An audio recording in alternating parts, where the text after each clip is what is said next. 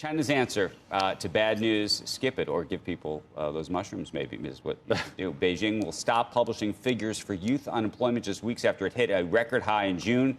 And new this morning in a report out of China in Eurasia saying that it's increasingly possible the world's second largest economy is going to miss its 5% growth target that comes after the Chinese central bank delivered a surprise interest rate cut earlier this week in a last-ditch effort to try to bolster some sluggish growth. Joining us right now is Anna Ashton, Director of China Corporate Affairs at the Eurasia Group. Good morning to you. What's your takeaway first on this shift, if you will? When you don't like the numbers, you change them, or maybe you just stop publishing them.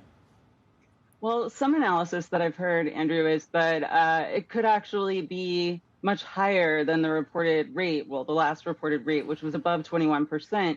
And so that could be part of the reason to try to sort of sweep the numbers under the rug, because the explanation from the Chinese government was that there were inaccuracies, and that certainly would qualify as an inaccuracy. One of the figures that I've heard cited is as high as 40%, right? So there's that. There's also the fact that the central government really hasn't offered any thoughts on how to fix this so far that are acceptable or satisfactory to the youth who are actually affected by this. You know, there's been sort of an attitude of roll up your sleeves and take the blue collar jobs, because this is fundamentally about a mismatch between the jobs that are available and the education status of this huge group of college graduates. But the blue collar jobs don't pay the same, and they don't make up for the expense of college. So how bad do you think the reality is? And I ask it in the most selfish way, which is to say, I think that the West is trying to figure out exactly what's going on in China, because if they get a cold, we're going to get a cold. And we were just with Tom Lee, who's very bullish in the environment, partially because he thinks that actually some of the problems in China may be deflationary.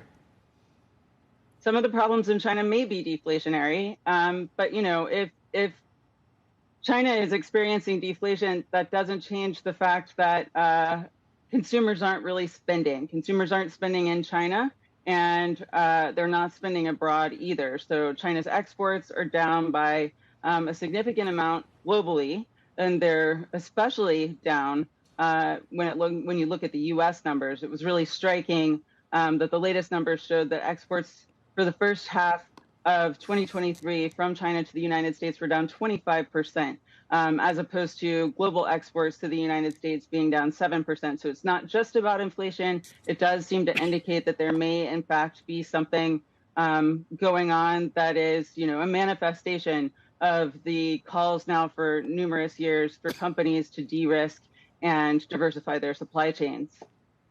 Anna, we know about the issues in the property development sector, particularly with Country Garden, but now we also know that a leading trust firm, Zhongrong International, has missed several payments in the last few weeks or so, and that's in the shadow banking sector, which is estimated to be about $3 trillion. I'm wondering, do we have a handle? I mean, if we extend China's problems beyond property and we start thinking about the shadow banking system there, you know, how does that impact the economy overall?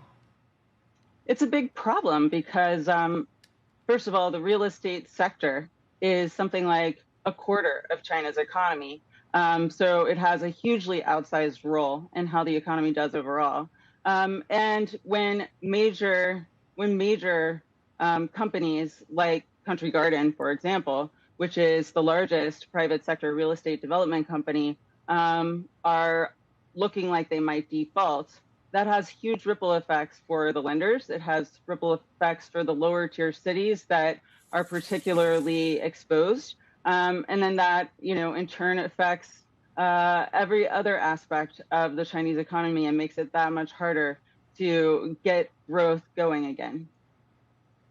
Anna, how do you think this changes the political dynamic between the U.S. and China? Meaning, are you of the view that somehow, given the weakness in terms of their economy, that they therefore are more willing to placate the U.S., or do you think that actually it's the opposite, that in a bad economic environment you need to show strength, and so you actually are going to make things tougher? I will equivocate and say that it's a little bit of both. The showing strength part, it certainly doesn't hurt the Chinese Communist Party or Xi Jinping to be able to point a finger at the United States and policies like export controls and the latest outbound investment restrictions that the White House has announced, and blame economic problems on the United States, quote unquote, containment policies. On the other hand, though, it actually does look like the economic malaise that China is experiencing may be contributing to its apparently increasing willingness to come to the table and engage in diplomatic exchanges with the United States. And it's not like these diplomatic exchanges are producing major deliverables. We're not seeing a dynamic where everyone's back to finding ways to cooperate.